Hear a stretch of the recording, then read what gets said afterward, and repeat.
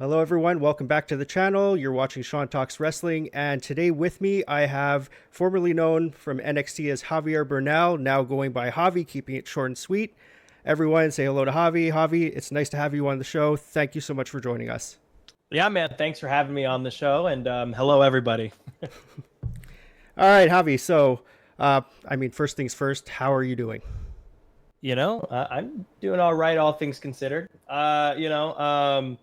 Just keep trying to keep busy. That's the biggest thing, is being busy. That's all I ever want, is to be busy.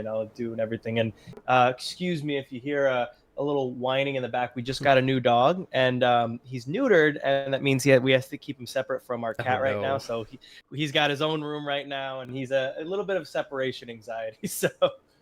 no worries. We have a household of cats and dogs too, so we're Oh. perfectly familiar with that. I wanted to talk to you about obviously the release and a couple of other things. Let's jump right into when you got the call. So when you got the news, where were you at the time? Who gave you that call? How did that conversation go? I was in the shower, actually. I was washing my hair. I saw the number and I'm like, no way. I was just like washing my hair. I got out and I was like, hello? And it was some poor, nameless, faceless, someone that, is not, there day to day or anything like that. It was pretty straightforward. Just, unfortunately, we'll be terminating your contract and all that. I walked downstairs where my wife was cleaning up at the time, and got the call, and you know, yeah, that was. I mean, it was pretty much it. I had a couple questions I had to ask, any reason why or nothing's like, and they just said company reasons. That was it. It was just the budget cut answer, which is what I'm sure everybody usually hears and all that. Um, and they had just given me these cards, these trading cards to sign. So Oh they'd wow. just given it to me, and so I basically like, do you still need me to sign these? Am I getting paid for these? Like what's going? I'll keep them. That's fine. But it's like, yeah, no, you'll sign them, and we'll send them back and all that. So it was really a short and sweet conversation with the phone, whoever was on the phone. And I feel bad for them because they're not the ones that are they don't know. They're the ones that have to make the call. They're not the ones making the decision. For sure. Yeah. And when you got that call, did you know beforehand about the previous releases? Like on the main roster, you saw Braun Strowman, you saw Shayna Baszler, Dakota Kai. Nope. Nope, not at all. I was, like I said, me and my wife, we weren't doing anything that day. And I think she was cleaning and I was in the shower, like with nothing. I had not known anything.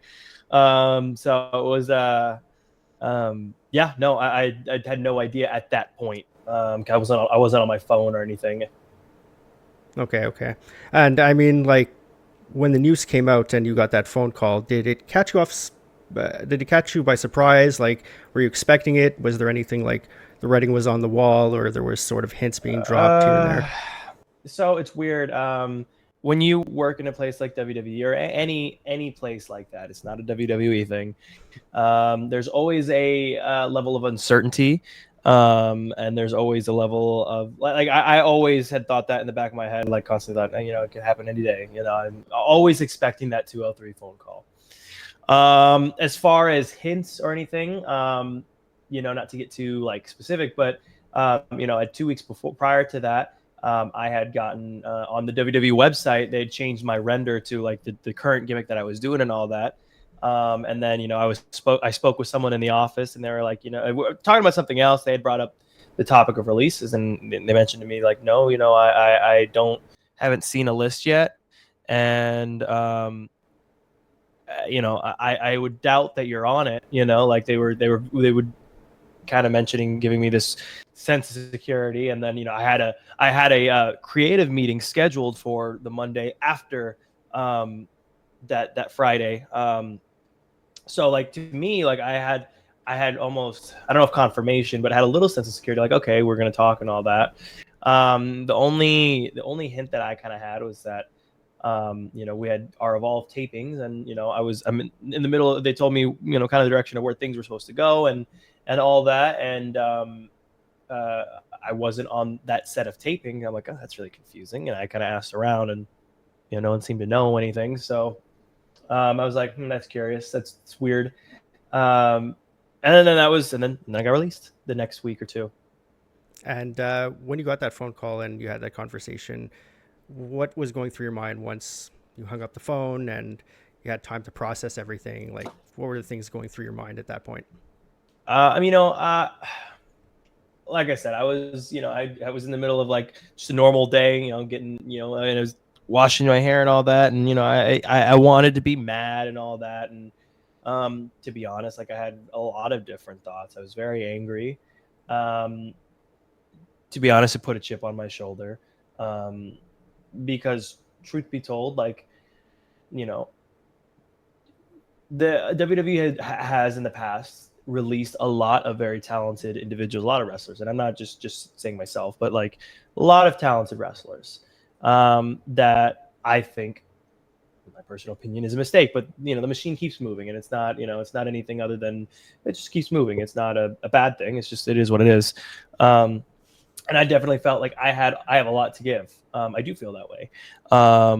And to be honest, it's frustrating because there's a lot of highs and lows. I was there for 4 years, and going up and down, and I was doing good. Then I'm like, well, what's going on? And this, that, the other. I'm like, why couldn't something I would always say is like, they're I felt like I was my career was getting messed with every once in a while. Like, and I'm not saying that they did. I'm just saying, like, in my mental state, I'm like, I mean, shoot, I want to work. I don't really care about a lot of things as far as I don't know. I wanted to work all the time. I wanted to be out there. I wanted to be an ambassador for WWE. Like, I was very passionate about just being around everywhere.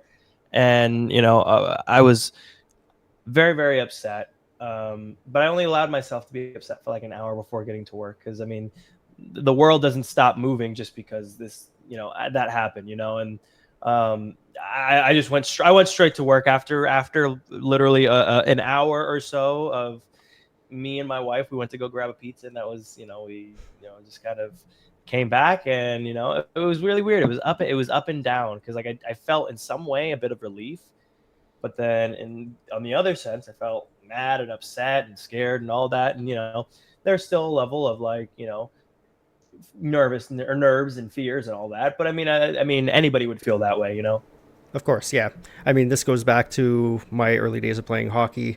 My coach would always tell me, and this is unrelated, like hockey and wrestling are two different things, but my coach would always tell me after a bad shift, allow yourself 10, 15 seconds to be angry and then get your head back in the game. And that pretty much sounds like what your mentality was going into it, was allow yourself that time, be pissed off, shout at a wall, punch a wall, doesn't matter. And then once you get that frustration out, you're back in the game and you're on the grind again. Absolutely. And I was told this from mentors of mine. All of us are going to get that phone call one of these days. It doesn't matter who you are. All of us are going to get that phone call. So I mean, like, I say this, it's all down to who gets picked, and unfortunately, I was picked for the wrong thing. Exactly. But it's all about who gets picked, and I wasn't picked this time, and that's okay. I have a lot of things that I have to accomplish, and I am. To be honest, I have. It doesn't affect my mental state or my perception of myself, because I with all respect and no ego, I know I'm very good at what I do. And just because someone on the internet might say who, or what are you talking about, or you deserved it, whatever. I mean, like, just people, nameless, faceless people on the internet that the quote that Mike Tyson always says is, the internet's made people comfortable about not getting punched in the face, right? Like all those things. Like life is too short for me to worry about that, and I'm to be honest, I'm very excited to just kind of do something impactful and powerful, moving forward. For sure, yeah, and that's definitely a great mindset to have. And yeah, once the news comes out, I mean, it's made pretty much public. You gave your beautiful message on X about being grateful for the time. After that news is out, Did you hear it from anybody from within the company or former mentors, friends about just giving their sentiments Um, or anything? I'll say a few. Like obviously the people that I'm friends with and close with at WWE. And a lot of them were released with me. My friends like formerly Eddie Thorpe, Carl Fredericks, and Oro. Like he's gonna go by Oro now. I reached out to them and made sure they were okay, and it's hard, but like it's hard going through that, but having those friends that are going through it with you makes it just a tad bit easier. And of course, I have a lot of friends in WWE, and like not to mess with kayfabe or anything. Joe Gacy reached out. We talked for a little bit, and he's been a big support. As far as Dante Chen as well. As far as my mentors, I'll mention a few. Terry Taylor.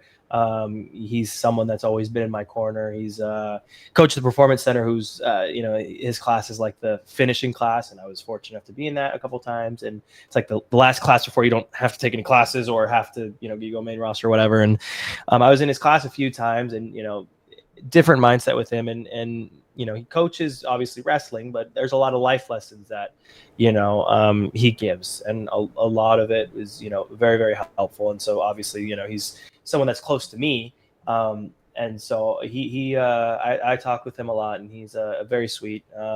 Booker T, he's another one that I spoke with, and Booker's always been in my corner since day one. So it's one of those things where I have a lot of I have to say I have a good support network, so to speak. Obviously my wife was physically there with me, so but yeah, no, I mean, all my friends that that were there with me, that were there in the trenches with me, those are the people that reached out, and those people that I as well as the ones that got released, we kind of held each other in that regard. Oh, that's great to hear. Yeah, and when you look back at your NXT career, I mean, spanning four plus years, when you look back at it, what's the most thing that you're proud of in terms of like maybe achievements or just that one match that really came off great? Something that you're most proud of? Sure. Well, I mean, first and foremost, I think I was probably one of the most resilient people there. I kept getting things thrown at me, and I dealt with them better than I think a lot of people would have. Not to say too much, I guess, but I starting off my NXT career with the big body stuff and all that, I think one of the biggest things that I thought was really cool was that my big body products, where I sold the big body pillow, the baseball bat, the cologne, all that was a segment that I wrote. Wow. Yeah, so like we have this thing in the Performance Center called promo class, where we go and cut promos and perfect our craft and all that as far as that goes. And I wrote that promo, and it was, they liked it and they put it on TV, and it made me proud of, like, because like I knew that I knew I had an eye for TV and segments and stuff like that. And and the following week, I believe, or that same week, I had a match with Axiom, who is absolutely phenomenal in the ring, phenomenal everywhere, but phenomenal in the ring. And me and him had a 3-seg match, and that was the first time they kind of gave me like the waters to push myself. And it's funny because I look back at that, and I'm like, man, I am so much better than I was then as far as my wrestling ability. And it only kind of gets better and better. That's just how anything works. But I look back, man, I'm so much better now, and that was like a big break for me, because I came back. I remember I was getting, from Gorilla, I was getting claps and props and all that. Like I said, Booker T's number one supporter of mine. And he came to me and he said, how great it was and all that. That culmination of like being able to make something out of something that was my brainchild. It was cool to just see it on TV, and I think the other thing is like being able to have a good range. doing the big body stuff to, right before I got released, being able to change it up and do something that I've been wanting to do for quite some time. Right. Yeah. In terms of that stuff that you were going to do, is that something that we can expect once you start doing shows again, or are you going to experiment with that For character? for the most part, I was thinking about this earlier. WWE versus, like, let's say what I'm going to do here in the future here. WWE, it has to be kind of in your face. So if I'm going to be a funny guy, I have to be a clown, right? Like, and it's not a bad thing. It's just the way WWE programming works versus, let's say, an indie programming or whatever. And so whatever I want to be, I have to be that, almost like a caricature, right? And Yep. there's absolutely nothing wrong with that. That's why they're so successful. However, what I want to do, is like the metalcore gimmick going forward. Bands like Avenged Sevenfold, Bullet for My Valentine, As I Lay Dying, like, people in that scene know what I'm talking about, and I can do things a little bit more in how I would do them, and how I know it would get over. And it's a differing, it's a balancing act, because in WWE, you obviously want to stay true to yourself, but also, like, and this is no disrespect to anybody. Like, if I'm the only one in the room that knows anything about metalcore or the metal scene or being in this scene whatsoever, and all the creative team is just hearing it secondhand from me, it's not fair to them. It's not very fair of me to judge that they maybe don't know exactly what it is. And it has to be the right amalgamation, for it to, and they did it, as with the stuff that I did on Evolve, like, going, towards it. I like the way that it turned out, and I thought it was really cool. Will I be wearing eyeliner? Maybe not. I don't know. But it's one of those things where, it very much is me. It's just turned up, and it's maybe a little bit of a caricature. But to be honest, like, I really enjoyed doing what I like, the whole, when I came back from my injury, and I was still big body, but I wasn't a arrogant guy anymore, right? Yep. I was, the best way I described it was like a born again Christian or a recovering addict, where, like, and that was such a powerful story I really wanted to tell, because it relates to a lot of people. Even if you don't have, like, any sort of past, you still have that thing that you did in high school that, man, like, oh, why did I do that? It's so cringy. Like, we all have that in the back of our heads, like, we have a past of some sort, but you're not that person anymore. And and for me, like, I've said it a couple of times to people, and I like metalcore Jesus. I like, not to be blasphemous or anything like that, but, like, I don't want to just represent people that listen to my type of music. I mean, like, that's cool and all, but that's not it. That's not the basis of it. Is that I want people that feel like they're bullied because they're different, because they're left out, they have FOMO, they're made fun of, or they're looked at some type of way. I want them to come to me. I want to be their guy. Like, not to say outcast, but people that, like, maybe don't fit in the same way, and honestly, there's a lot of wrestling fans. I came up with this because I would go to these metal shows with my wife, and they would, it's funny because my wife's like, I think they recognize you more than they recognize me. And so, I mean, it's probably because I'm just so open to talk to. Like, I'm a very easy, not that she isn't, but, like, I'm like, I'm just kind of a dope where, like, you're like, oh, he looks fun to talk to. But, like, people would come up to me, he's like, Javi, like, I didn't know you were into this type of stuff. I'm like, yeah, I love this type of stuff, like, but people don't know that because, I play Big Body Javi on TV. And that's where the idea came from. Like, oh, these are my people. Why don't, and nobody, as far as guys go, there aren't very many alternative guys on, like, WWE programming or on TV or whatever. Like, I'm like, well, why don't I do that? I mean, like, this is very much what I would do anyways, you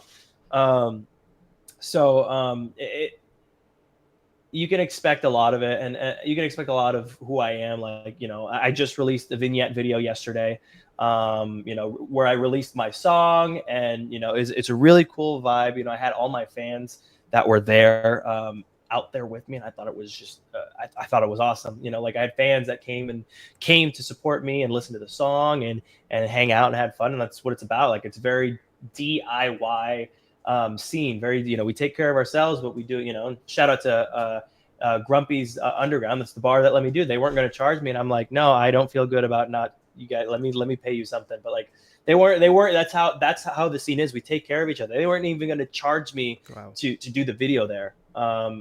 And we take care of each other. So it's something I'm very, very excited to do moving forward. Oh, that's great, man. I mean, I've been following you on X. I've been seeing the teasers that you've been putting out there and the little samples of your song, and definitely looking forward to giving it a listen.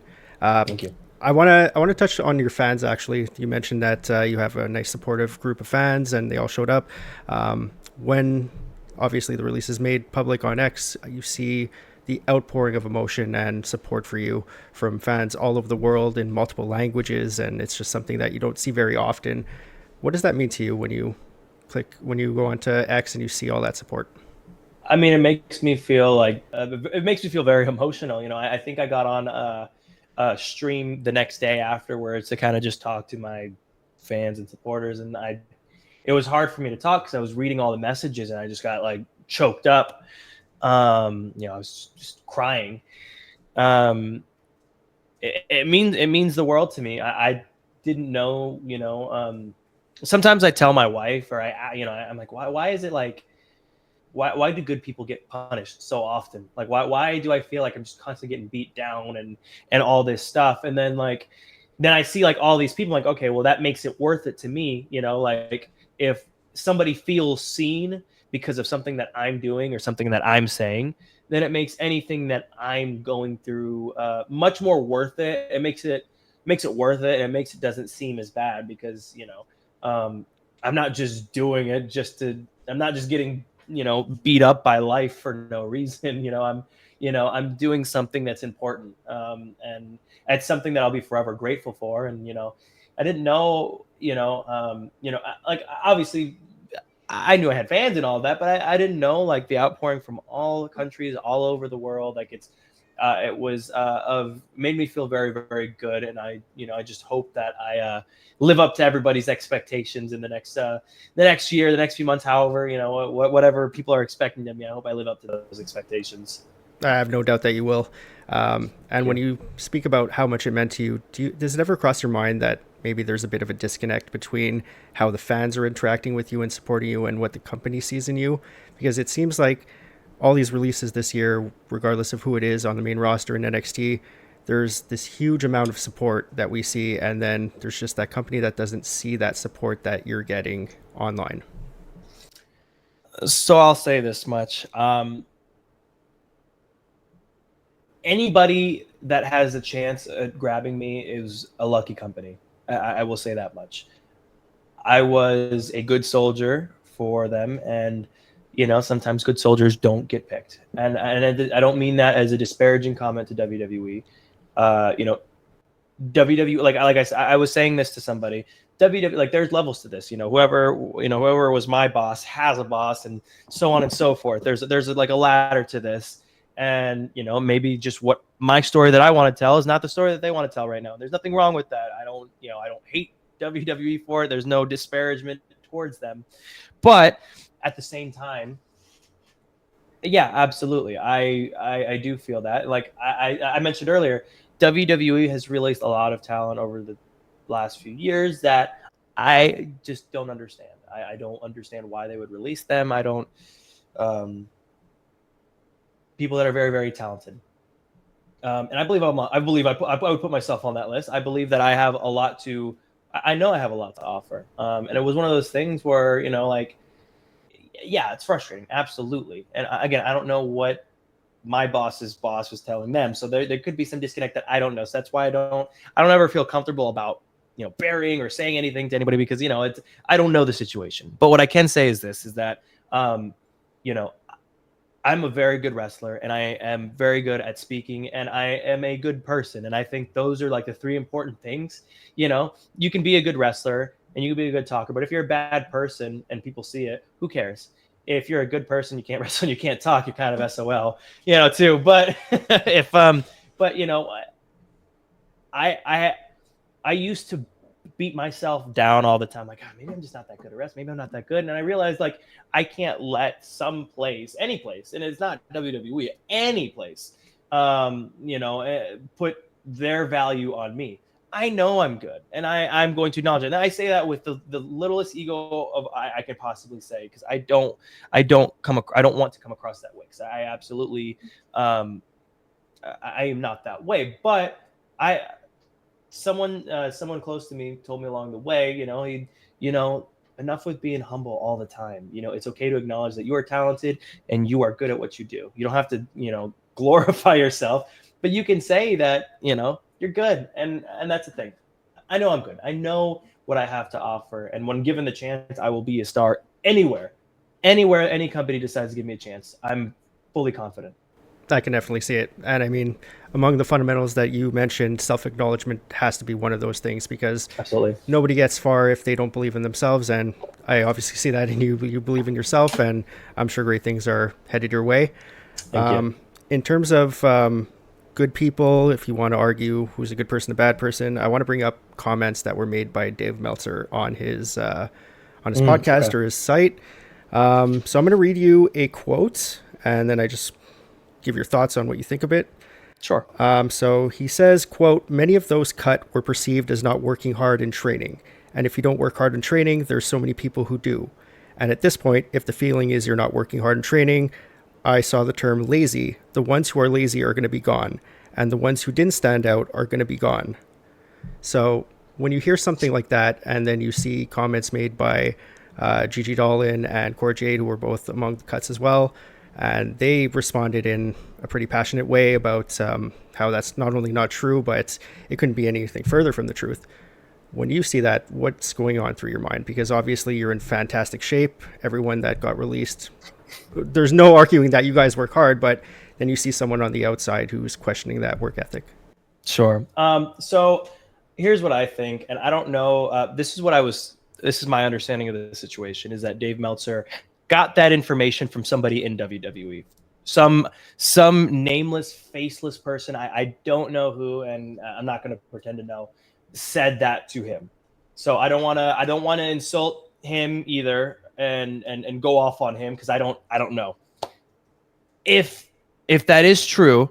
If that is true, that somebody from WWE said that, and I wouldn't know who it is. It's a shame, because it makes people like me and Cora and Gigi and Eddie and Oro, Dakota, Braun, all the people that got released. I mean, it's not a bad look on us. I mean, we're not the ones talking any sort of smack. Like, I'm not, and that's the thing. I'm not gonna say anything about anyone like that, and it's a bad look if that's the case. Because why put dirt on us if we're already not working there? Why put dirt on us, right? So I'm obviously I'm going to deny anything that what that quote is. I'm not gonna. I don't know if it was WWE that said that to Dave, then that's a shame. But that's all I. But that I don't know. That's just what the claim is. For if Dave is the one saying that, I mean, then they're not the ones in the room. They're not the ones in the performance center. And you can argue they're not working hard. They're not, like, with respect, I am in really good shape comparing it to, like, any and just the general public, right? Me or any of my coworkers, for that matter. I'm take me out of the equation. Any of my coworkers, we're all in good shape. We all work hard.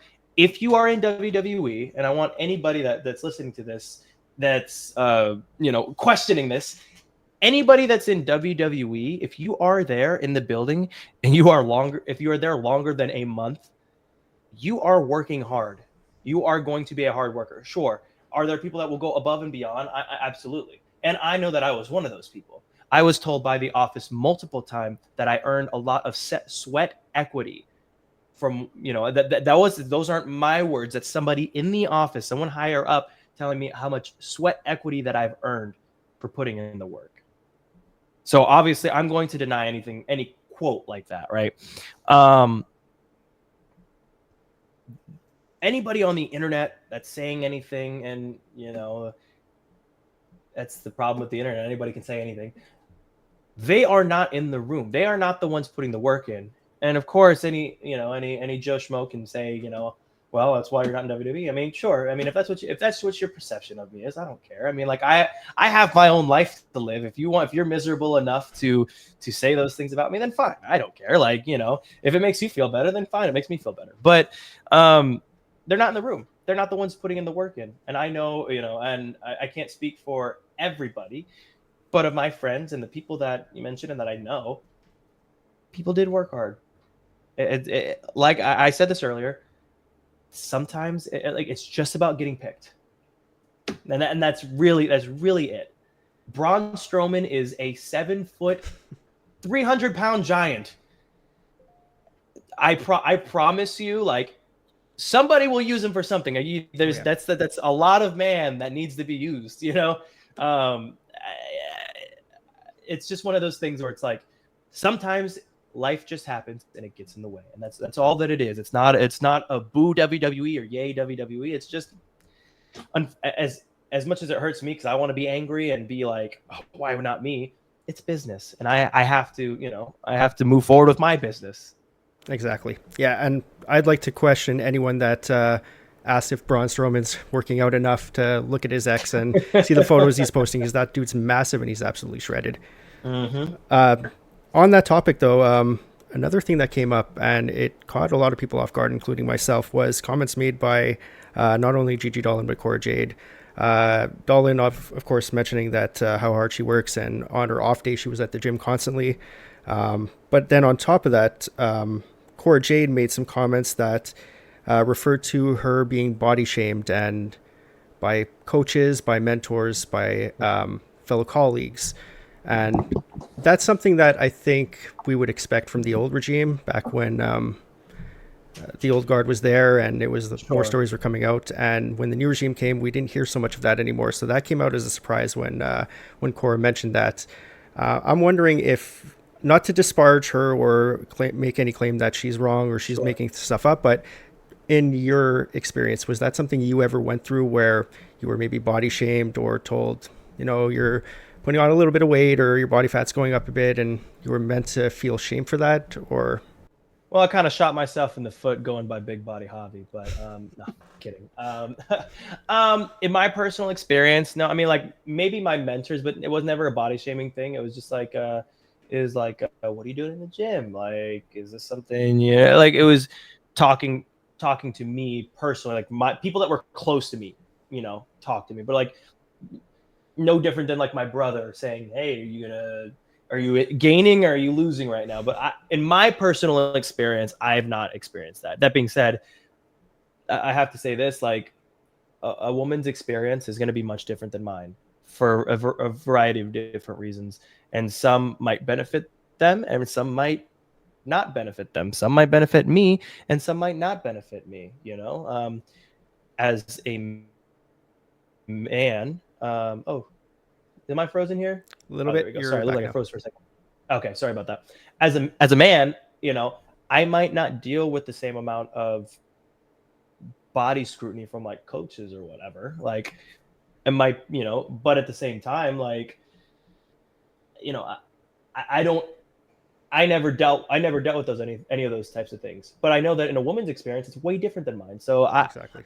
I can't say that I can only speak for myself and say that I never got body shamed, but that could totally be that's I'm sure she's telling the truth and all that if she experienced that, then who's I can't say that she did or didn't, and I wouldn't be like I don't know which coaches would ever say that. I don't I couldn't say because and to be fair, I'm not like super duper close in that area or anything like that. But like I said, a woman's experience is going to be different. And I could, in any company, whether it's WWE or, a not wrestling company, that kind of stuff might happen. And it's something that, from a woman's perspective that, that they suffer with. So, I mean, unfortunately, I just, I feel bad that situation would ever happen to her or to anybody. Mm-hmm. but I never had that in my experience, other than maybe my friends joking with me, calling me big body or anything like, stuff like that. But nothing ever serious with me personally. No, fully understood. And yeah, as a father of three, I have two boys and a girl, and I can definitely attest to the fact that you I'm can sure, yeah. say some things to your boys, but if you say the same to your daughter, it's perceived a whole different way, and Absolutely. you have to approach it differently. I definitely agree with that. So I want to go back to December 21st, 2020. You're 69 days away, nice, by the way, from football training camp. And fast forward to July 3rd, 2021, you're shaking the hand of Triple H. You're being welcomed into NXT. What kind of shift was that, going from being on the football field to suddenly in a WWE ring? Well, to be honest, I always wanted to get into wrestling, so it was my intention to get into wrestling. I'll go back a little bit. Like, when I was a kid, my first experience with wrestling was playing WWF No Mercy. I didn't even watch wrestling yet. On the 64, we had what's the other racing game? It's not Mario Kart. It was Diddy Kong Racing. We had Diddy Kong Racing. We had 007 GoldenEye, and then we had WWF No Mercy. So that was my first experience with that. And then obviously I start watching a little bit. My mom wouldn't let us watch wrestling because, we didn't want to do it, didn't want to do moves on each other, me and my brother. And then a buddy of mine, I was in middle school, gave me a Degeneration X video, like a DVD at the time. Yeah. But it was it's the one where they do all the skits, and they were doing all some really funny things, but very adult things. And so my mom walks in and like, what are you watching? I'm like, I promise it's wrestling, So like, it took a lot of time and trust to get me back to watching wrestling. But moving on to like about maybe high school, there was a local indie show, and like, I was very serious with my football training, but I still always wanted to wrestle. I'm like, yeah, maybe I'll get into the ring. And then they, I was like, maybe let me be a ref. I'll just start that way first. And then they told me the training was like $3,000. So I'm like, I am a high school student. So, and this is in South Florida, like 10 years ago. So, okay. So I go to college, I play football, all that. I'm studying to be a dentist or whatever. And then COVID happens. But before COVID happens, I'm sorry, let me back up. Before COVID happens, I actually give my deposit to start wrestling training with Ken Anderson up in Minnesota, Mr. Kennedy. He and he's great. But then obviously COVID happens. Excuse me. COVID happens, so I can't do that. So then I'm working as a dentist throughout COVID. COVID ends. I play arena football with the Wyoming Mustangs in 2021. And at that point, I left the Wyoming Mustangs because I wanted to start wrestling. Like, I played and I was like, all right, this was fun. I love it, but I don't want to play football anymore. My passion's not there. It's wrestling. So I leave and I come back to Minnesota, and COVID was still kind of going on. Like, people were wearing masks everywhere, as opposed to just it was still kind of weird. But I came back and I Googled wrestling shows near me and all that, and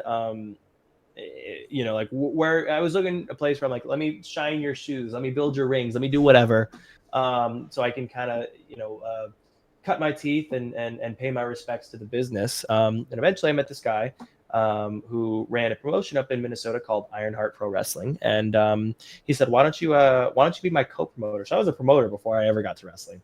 Wow. I wasn't the money guy. I was the guy that went to every town and put posters everywhere, and got shows booked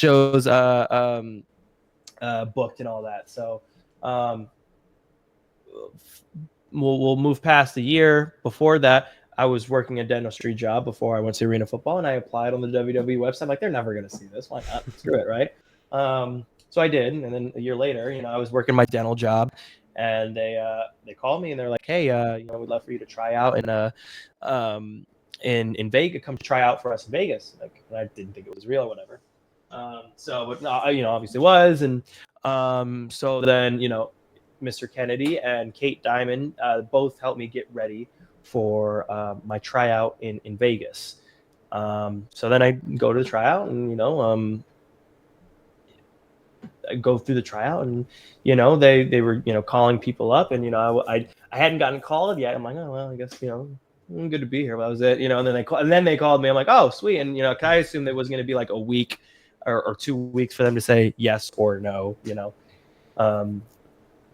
and it was and that was it. That's Wow. pretty much it. And it was 3 days, and then I called my job. I'm like, hey, I'm not coming in Monday. Sorry, and and then that was the start of that. It's where I met my wife, and Yeah, and you go through that tryout, and we've heard stories before from the likes of like Kevin Owens, who had to go to the bathroom to let it all out and cry because of how intensive it was.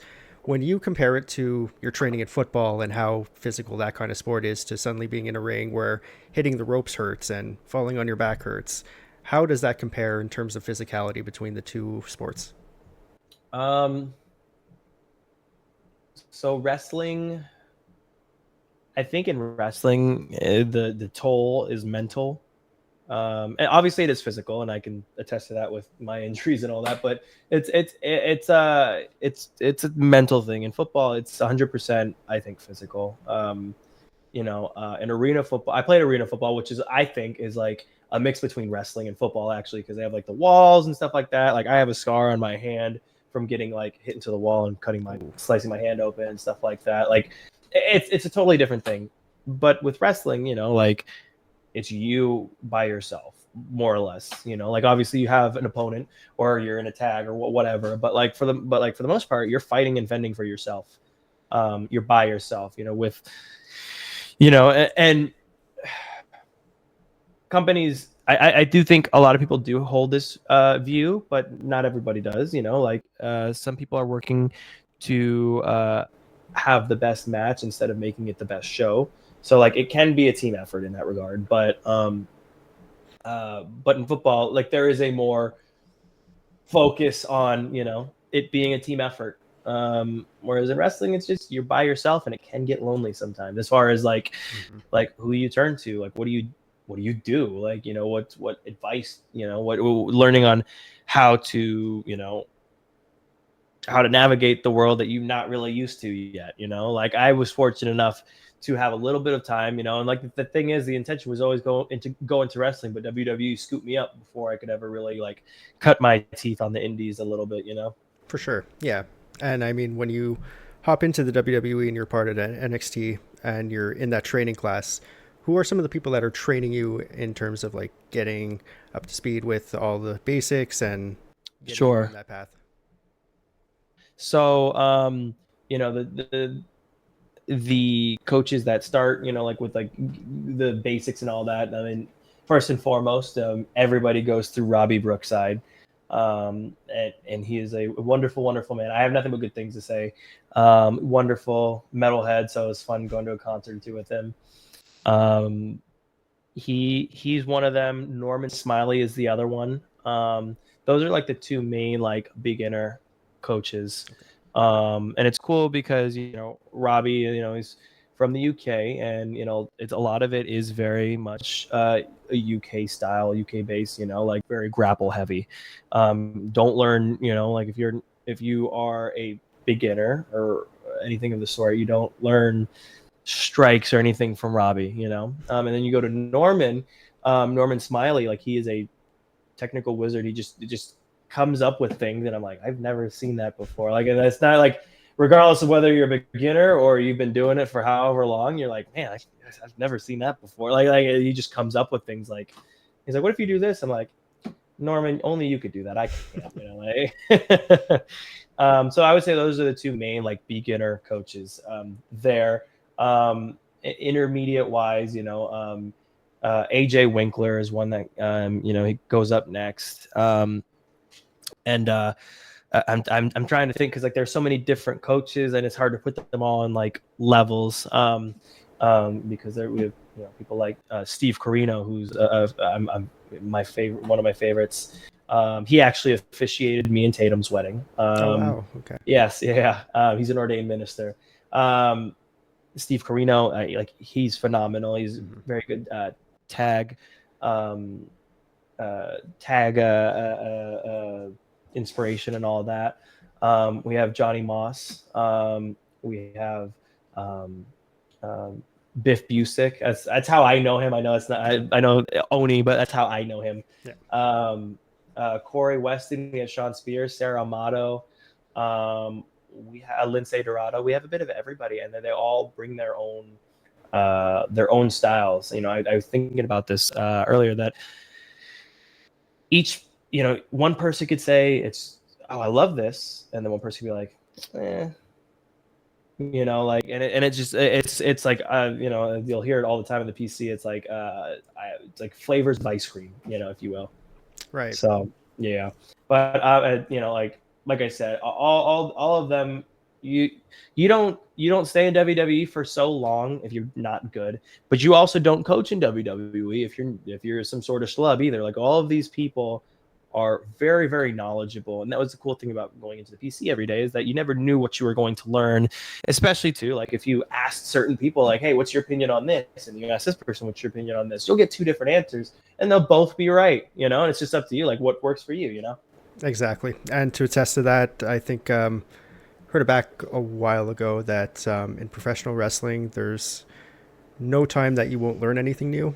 You're always learning, you're always evolving and adapting. And to go with what you're saying, you have multiple different voices. Some may say, hey, why don't you lead with a strike when you went into the corner? And another person may say, why don't you lead with the elbow instead? So there's plenty of things you can learn. Even 10, 20-year vets learn on the fly as well. So it's one of those things with professional wrestling where you can never not learn something new.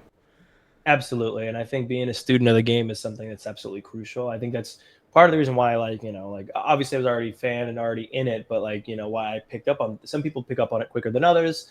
And I think it's because if you're a student of the game and you attack it like that, or everybody has something to teach, everybody has something to learn, I don't, in 20, hopefully 30 years, if I'm still wrestling, like, I don't want to be the guy that, is like, I would never learn from you because you're only so and so amount of time in the business. Everybody, everybody has something to learn from the business.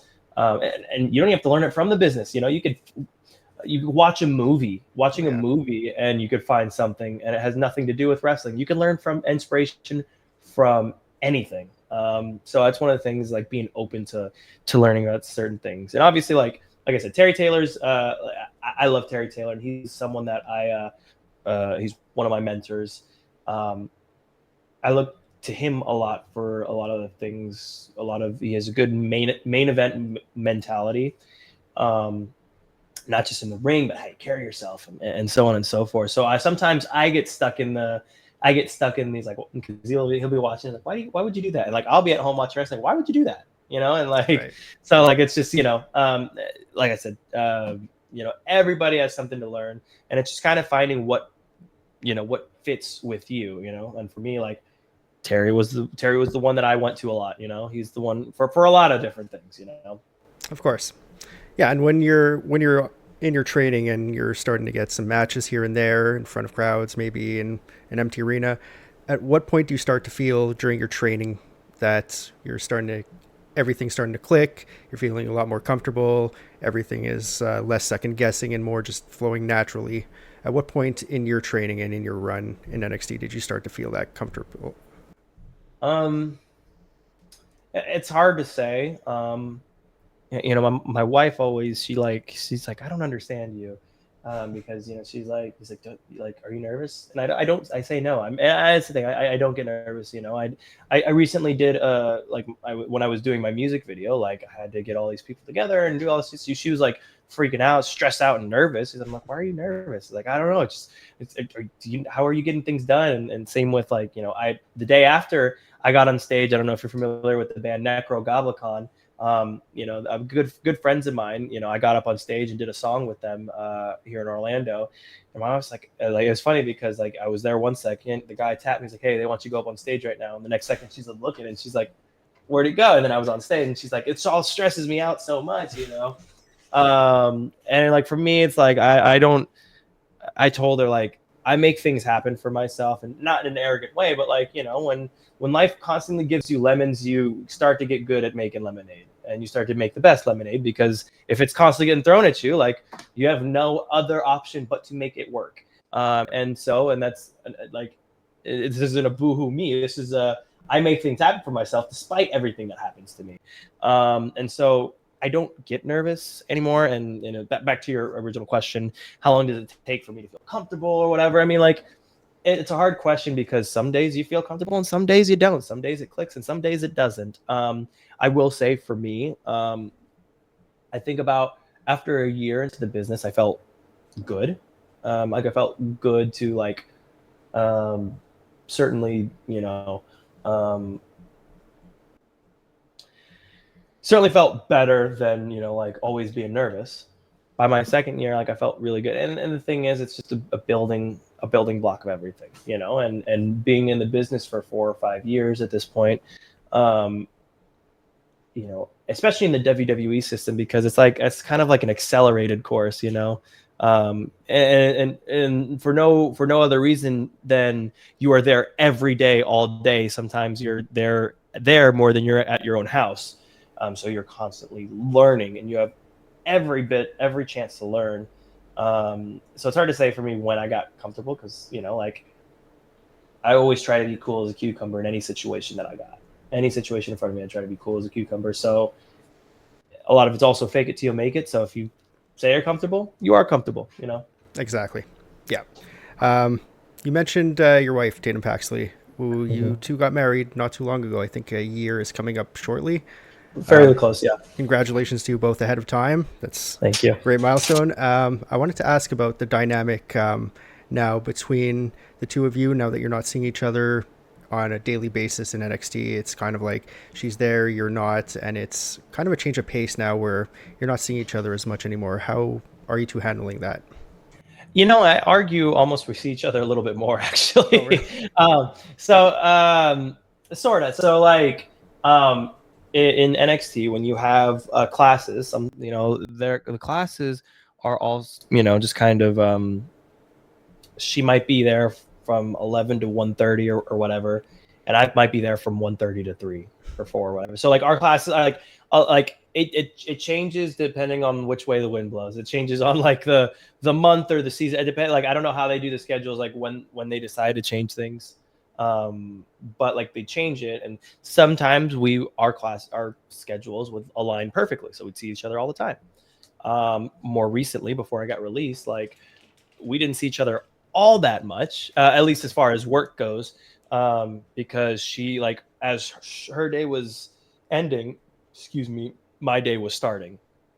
So now, especially because like this last month, I worked my ass off to get everything going for myself and all that. All I did was be at home on the computer or in the gym downstairs and getting my affairs in order and ready to go. By the time that she was done, I'd see her and we'd see each other more often. So as far as that dynamic goes, I think it is weird for her or for me to not see her at work, like in that context, because we're always together. But at the same time, like, plenty of married couples, go off to work and work in different places. So it's not much different. And the thing is this, look, I mean, we met through WWE, and I am very thankful for WWE in a lot of ways, but in this way specifically, me meeting my wife. I am a very family-oriented person. I got a dog and I got a cat. Then my wife, and aside from wrestling and concerts and music or whatever, like I'm a very boring person as far as that goes. I don't go out. I don't, I don't party. I'm straight edge, so I'm already boring as a person, um, and so to me, not a whole lot changes. Yeah, we don't see each other as often, like at work per se, but like we see each other pretty often, I'd say right now. And it'll be interesting now after the month, since my 30 days are up now. I'm going to be traveling a lot more than I was in WWE. I feel like I'm working a lot harder now, not because of anything other than like trying to get things ready, than I was a month ago. And I'm going to be going. I'm going to be in New York and Minnesota and North Carolina and Connecticut this month so far. That's just what's confirmed. So like, it's a lot of moving parts, and I want to be everywhere. So I'm curious to see how that goes once I'm on the move doing stuff as well. Yeah, for sure. Because now it's not just a matter of like a couple hours a day where you're apart. Now it's moving to like weeks or even months at a time, does that weigh on you, or you start to think like maybe that's a bit too long, or it's just you're cool as a cucumber with that as well, and then you let things fly and see how it goes? Cool as a cucumber, man. Um, something that me and my wife, like being in WWE, a lot of it is communication, and not to get, relationship advice kind of person, but, that's the basis of any relationship is a good, good set of communication. Like, hey, I'm going to be here, there, whatever. And, life moves fast. And, that's the thing I mentioned earlier, not letting any place set any value on myself or our relationship or whatever, at the end of the day, our priority is our family, me and her, and my dog gorgeous, and our cat handsome. Um, those are our priorities. So like, if we protect those, that's our mission. Whatever she's doing for work or whatever I'm doing for work is, is kind of not irrelevant, but as long as those two, whatever we're doing, both coincides with our dynamic as our family, then that's to us, that's really what's important. As long as we're on the same page about things and figuring things out, and what life's about. I didn't say this earlier about my release, but my wife was a hell of a lot more upset than I was when I got the call. I can imagine. She was bawling. Like, I was cool as a cucumber, trying to be anyways. She took it way worse than I did. Sobbing, and the poor thing was like, and then you have kids, so how it is. You have to be strong in those moments. Oh, yeah. I know times have changed and all that, but at the same time, like, I still got that in me. Or I'm protecting my wife. I need to protect my wife, and I need to take care of her, provide for her, whatever I can do. So whatever I can do to do that. I mean, like, with our priorities in mind, I think that's the most important thing. So I think I don't,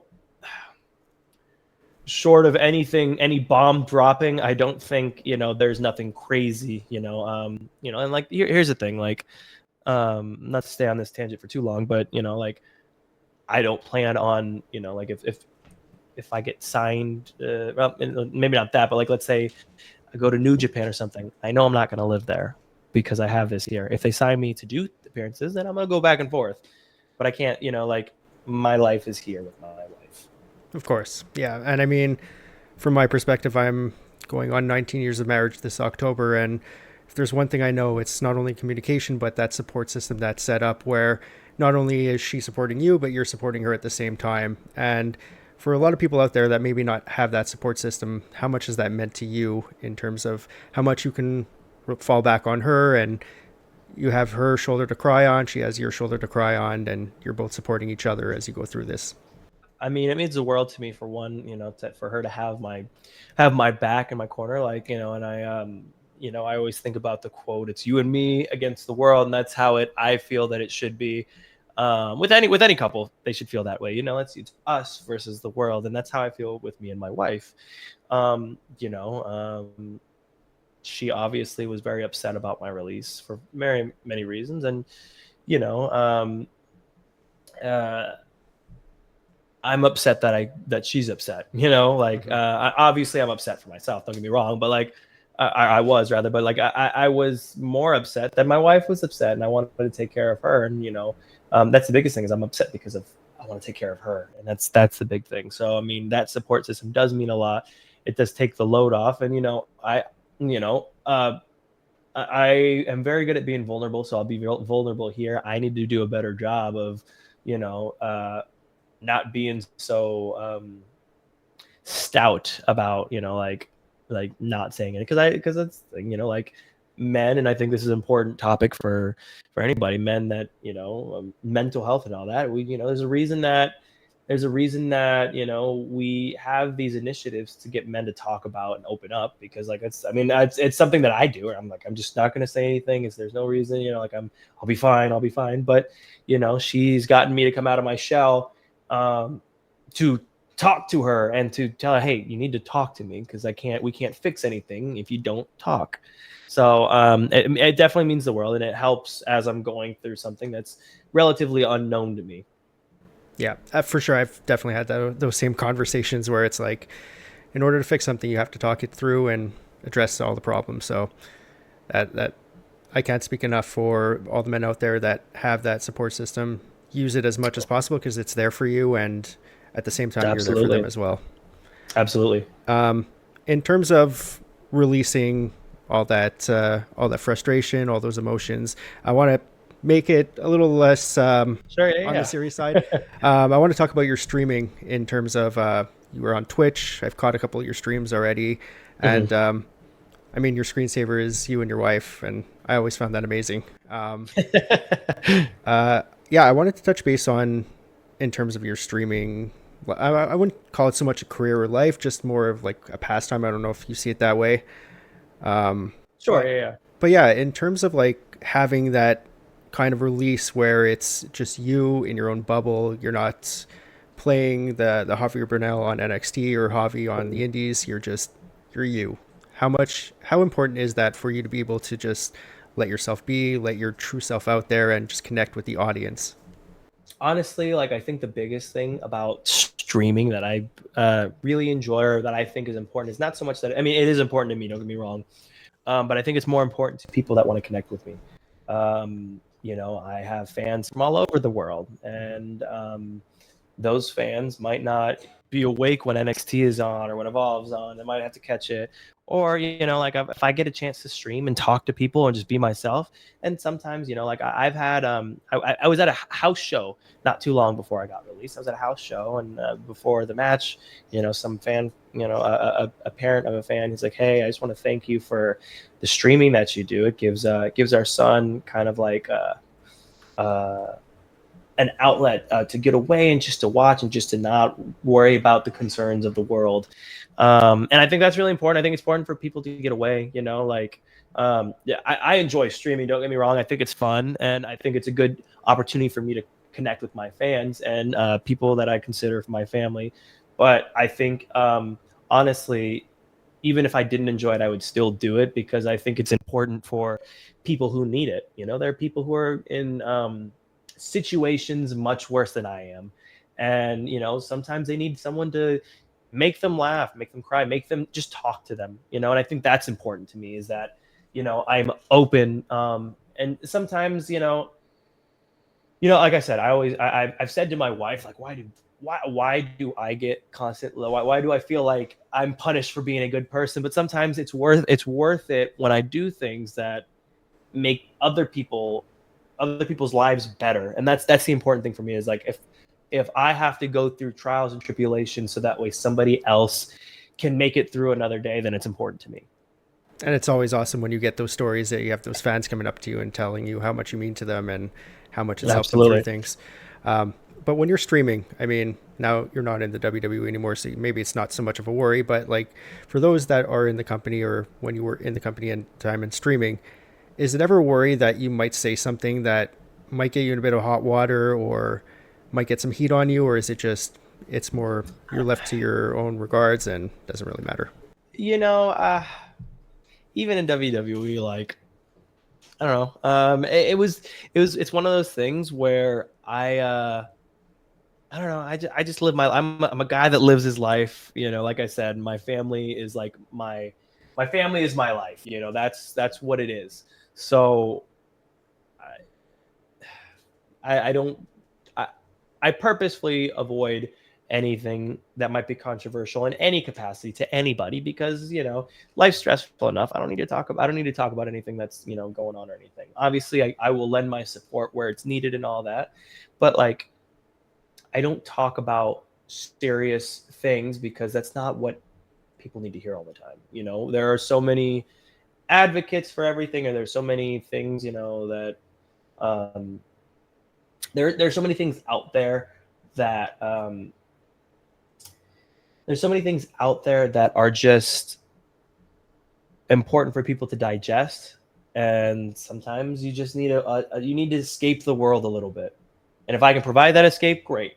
I don't, I feel like I'm a very welcoming. I feel like that's why people come and talk to me when I'm just like walking in the street. That's again, my wife says like, why do people just come and talk to you? And I just like, I guess I'm trustworthy or welcoming. I don't know, but it's true. People come up and talk to me, and I welcome that. I know I'm sure some people find it annoying, and rightfully so. But at the same time, I don't, like if I can brighten someone's day, that's great. And I'm not the type of person that I would say anything that would lead me to hot water or anything like that. I'm, like I said, I'm just a guy that has a dog, a cat, and his wife. Like that's my priority. And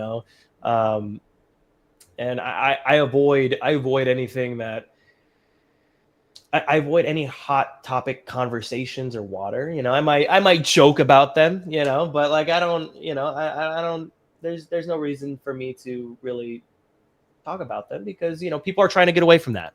Exactly. People are trying, you know what I mean. So yeah, again, cool as a cucumber. I fully get that.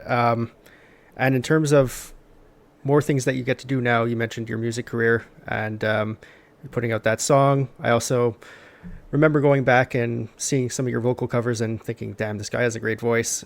Thank you. Is that something you plan to explore further down the line, putting out a couple more singles, maybe an album, or is it just more having fun with it? I would love to. And the thing about it is, in WWE, so a lot of people don't know this. In WWE, I tried starting a band. And this was at my old house, and we would practice on Wednesday nights or whatever. It sounded pretty good. We needed a drummer, but that was the only thing we needed, right? And it was fun. But the thing is, with WWE versus what I'm doing now, like now I'm setting my own schedule, right? Versus in WWE, like I got to get up tomorrow because I have promo class, and then the next day I'm on the road to wrestle in Jacksonville or whatever. So it's very well possible. I don't have any immediate plans to answer that part directly. I don't have any immediate plans, but I would love to. One person that I had mentioned a while back was Chris Jericho. I saw he was, he had his wrestling career, and then he had Fozzy, Yep. and then he wrote like 3 or 4 different books. And if you look at a lot of my early work on NXT, you can tell I was inspired by a lot of WCW Chris Jericho. And that I always, when I pictured myself being a wrestler and an entertainer, I always envisioned Jericho because he did everything. He does do everything, and that's something I want to stay. I want to stay busy, doing those things. I think doing music would be fun, and I've with the song that I wrote, again, like I could tell you a little story about that. That song I wrote while I was out on injury the last year. So me and a buddy of mine from the band called The High Ground, his name is Matt Brown. He helped me write the song. Cause like I had the structure and I had like the opening main riff and all that, and I had the lyrics and I know what I wanted, but where I struggled was, like I need to put the song together in a cohesive way. So help me out with that. And so he helped me out with that. His brother did the guitar solo, and their lead singer did my backup vocals. But like the vocals are all me. That opening guitar riff, I wrote that, and I wrote the structure. But they all like helped me put. It was again very DIY, very team effort, and I actually wrote that while I was out, so that way I could come back and use it for WWE. Okay. It's like I pushed a lot for this song to be used in WWE, and I'm very thankful that they didn't take it, because then I wouldn't own it now. But I pushed so hard, and there's.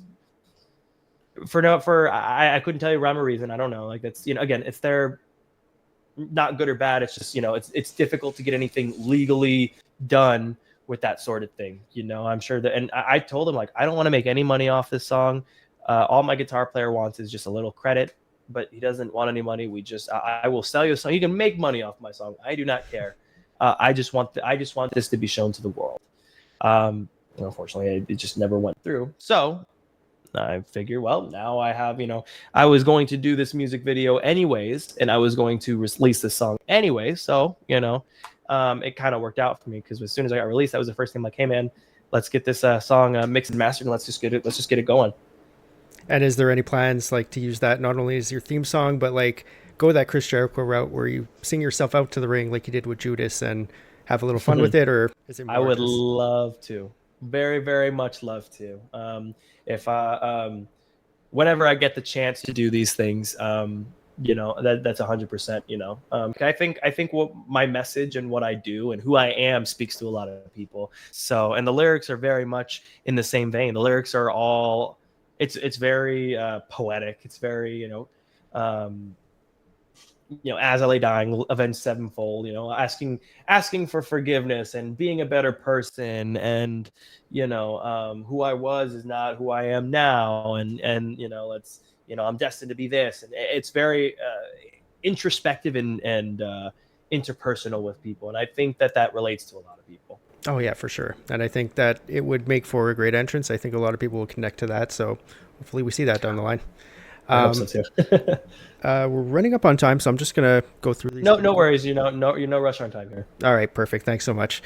I wanted to talk about your 30 days where kind of had to be a bit quiet and lay low a bit. In terms of other promotions reaching out to you, how busy was that to answer those calls and kind of prepare a month or two in advance? And how many people did get in touch with you for booking?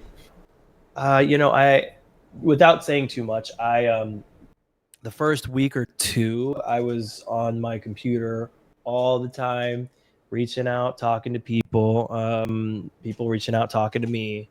And it was a constant, I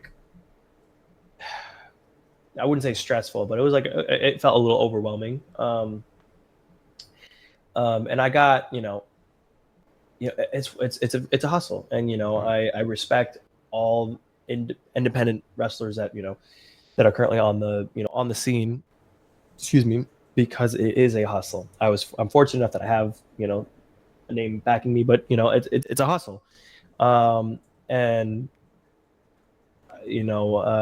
humbling yourself to check your ego at the door and be like, all right, this is where are we going to start? What are we going to do? And I've spoken with some indie promotions, some of the bigger promotions and all that, and reaching out, rather I should say,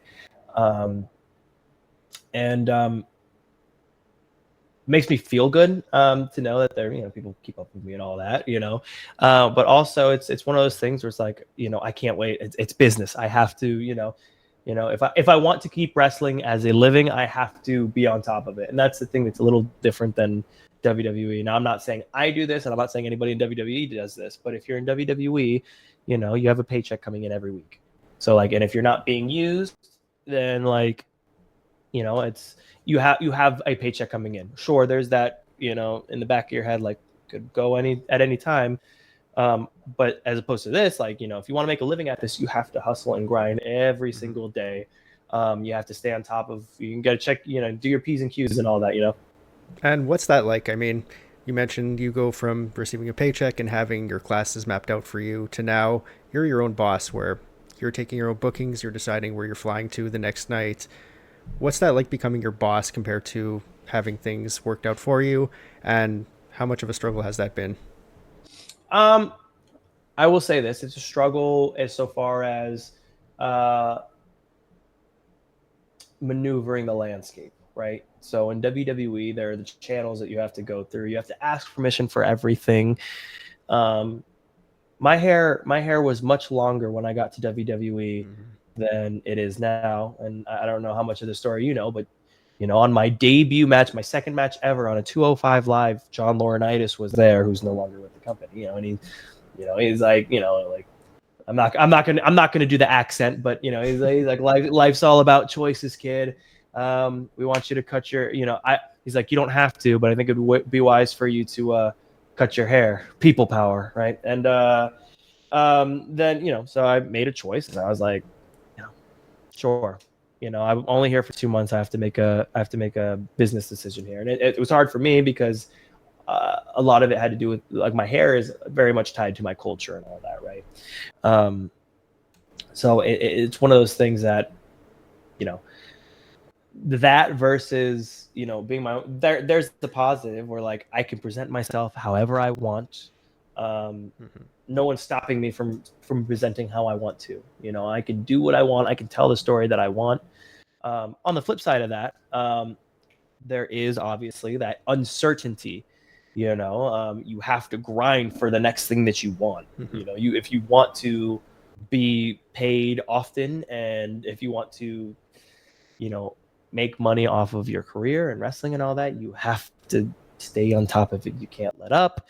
You have to keep moving. You have to keep going. You have to, and I think, moving forward too, and if you're doing this as your profession, you have to not be so reckless with yourself in the ring, because there is no medical on the indies, like as far as that, you don't have like an insurance, that's going to take care of all of it. Like I was, fortunate enough, like I did some research with my foot surgery that I had 2 surgeries on. It would have cost me over $100,000. It's crazy how expensive it is, right? So being smart is the other thing too, like taking calculated risks. Of course, yeah. And I mean, I think it was Stevie Richards that said it where on his podcast where he had mentioned that once he got released, he became his own boss. So it was like that kind of feeling where you're like, okay, I'm my own boss now. I can decide things for myself. And then that instant realization, like, oh my God, I'm my own boss now. Like it's that change of pace, that change of lifestyle where now you're taking so much more into consideration. And it's definitely a big change in your life. I mean, I can't Absolutely. imagine. Absolutely. It's a big change, but you can't grow if you don't have change. And honestly, I welcome any challenge. I know whatever's ahead of me, I will crush it. And that's like the biggest thing is you just have to keep moving forward and um, just keep moving. That's the biggest thing. You just can't stop. 100%. And I mean, aside from indies, there's a common belief when someone gets released, like what's next for them. And aside from the indies, it's are they going to go to AEW? Is Tony Khan going to give them a call? Are they going to maybe go to TNA or New Japan Pro Wrestling? Has that been something that I know you mentioned New Japan Pro Wrestling before, but has there been any real consideration where maybe you start to entertain the idea of going to another promotion that has a television deal that is less about the indie lifestyle and more about getting back into that grind the same way you were with WWE? Absolutely. And to be honest, like I would welcome a New Japan. I would welcome an AEW. I'd welcome a TNA and MLW, NWA, whatever companies that are out there. I welcome all of it. I'll say this a million times until I'm no longer wrestling. Any company that has the opportunity to use me, to hire me, to pay me, and to use me is a good and lucky company. I have no doubt about that. I'm sure that whatever person that sees this on the internet is like, and like whatever, I don't, if I can say that about myself, anybody can say that about themselves and put the work in and do it. And I'm putting in the work. And that's the thing. People want to talk about, I don't know if he's good or not good. Like to be honest, like it doesn't matter what anybody thinks other than myself, and then whatever company's employing me. That's really it. Exactly. So any company that has the opportunity to hire me, to pay me, to use me, and trust me, that's the thing. I'm a workhorse. Anybody that hires me. And anybody that has been around me knows that, if you want me to be an ambassador for your company, I will go left, right. I will go to Mexico one day, United States the next day, and Canada the next day. I will go all over the world touting your company without any hesitation, just because I know how personable I am. I know how good I am at it. And I know that that there is I know that there are levels to this, and I know the business side of this. And when given the chance, I want to do good business. And any company that has the opportunity to do good business with me is a very lucky company. Of course. And as the nature of the beast goes, I mean, we've seen it before with the likes of Cody Rhodes and Drew McIntyre, uh, people that have been passed over by the WWE and went on to the Indies, went to Japan, rebuilt themselves, remodeled themselves to become who they are today, where now the WWE is willing to reach out, give them that chance again. In other cases, we've seen a young man go from the Hollywood Blonde to Stone Cold Steve Austin, where, again, it's that change in direction, that change of mindset, and now you're desirable again. So is there ever that thought in your head that if I do certain things, if I reinvent myself, if I become the next Drew McIntyre or Cody Rhodes, the WWE will be calling me back again. And is that ever a thought that goes through your mind, or if it's a possibility? And if so, it's a two-part question. Sorry. No, not at all. No. I yap a lot. It's okay. Yeah. So is it ever a thought that goes through your mind that that's a possibility? And if it is, would you entertain that? Sure. I mean, like I said, any company that has the opportunity to hire and to use me and to take advantage of what I have to offer, they're a lucky one. And WWE's now back on that market again. Like they're in a good position. And look, I don't close any doors. I'm not gonna, like as angry as I could have been or as upset as I could have been, this or that or the other. I'm not gonna close any doors because for one, it's not good business, but two, like that's just not who I am. I don't feel the need to bury anyone or to make anyone feel bad about themselves or the company. There's no reason for that. And, listen, I love Drew McIntyre. He's a good brother. I love Cody Rhodes. He's a good brother. I love both of them. And I look up to them in that regard, as far as that goes, but I'm looking to be the next Javi, and,